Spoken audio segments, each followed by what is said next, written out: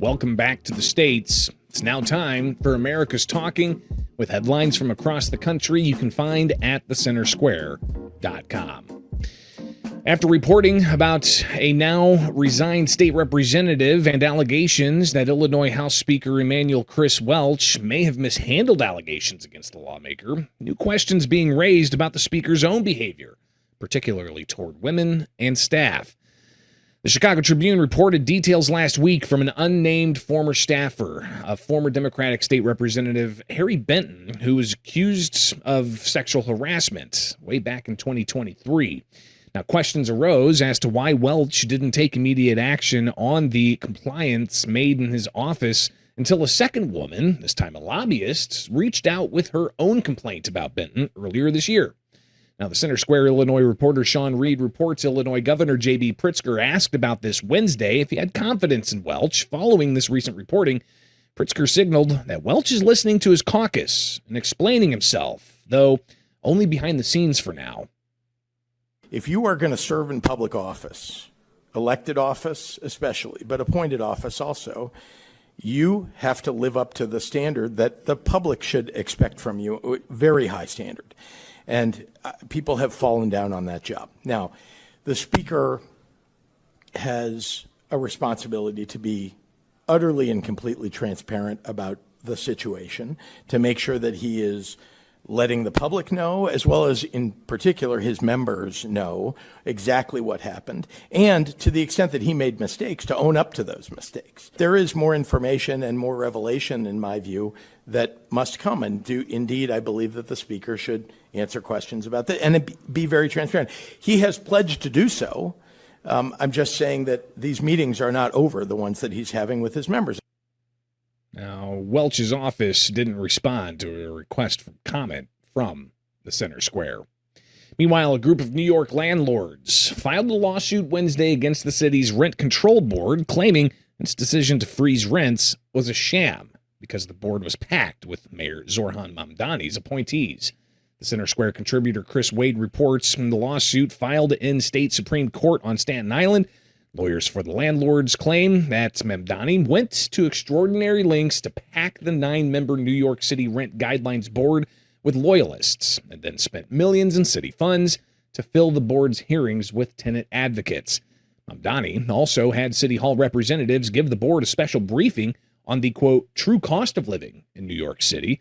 The suit alleges compromising its independence and leaving no doubt what he expected of his hand-picked board supermajority.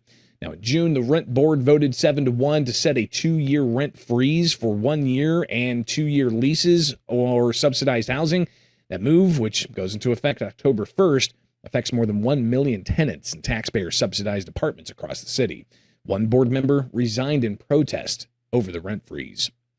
Overstated and understated errors totaled $97.3 million, according to North Carolina Department of Audits about the Department of Public Safety. The Center Square managing editor, Alan Wooten, reports in reviewing messaging of the governor, General Assembly leaders, and Public Safety Secretary.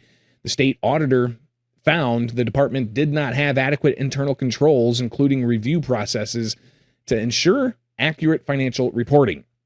The staff of first-time Republican State Auditor Dave Bullock identified 34 adjustments, 14 of which were material. The audit was for fiscal year 2025. Its purpose serves taxpayers through responsible stewardship and transparent reporting on public funds and grants allocated to prisons, juvenile justice, emergency management, and other programs. And Tennessee parents purchasing school supplies and clothing for children, they'll get a break on the sales tax beginning July 13th. The Center Square education reporter Esther Wickham has more.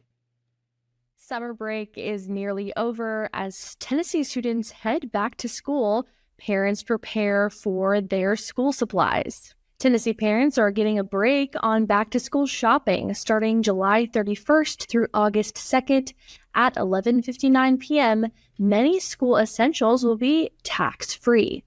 This includes clothing, school supplies costing $100 or less, and computers priced at $1,500 or less. Tennessee's sales tax are the second highest in the country for both state rate and the combined state-local rate. According to the Tax Foundation, a nonpartisan tax policy nonprofit, the state's sales tax is 7%, second behind California's 7.25%. Now, the state of Tennessee's sales tax holiday has definitely been a tradition over the past 2 decades, almost 20 years, according to the Tennessee Department of Revenue. Quote, Tennessee's strong track record of fiscal stewardship has allowed our state to cut taxes and put dollars back into the pocket of hardworking Tennesseans, said Governor Bill Lee. Tennessee state officials say that this is just a small way to give back to their local community for their hardworking taxpayers and citizens as they head into the new school year. They just have a little bit more money in their pocket when they leave the store to help their kids make sure they have everything they need as they start the new school year. Well, and that's just some of what America is talking about. You can get these and other headlines at thecentersquare.com. From my studios in Central Illinois, I'm Greg Bishop, and join us back here Friday to wrap up the week with more stories impacting you, the taxpayer, from across the country, only with the states, powered by the Center Square.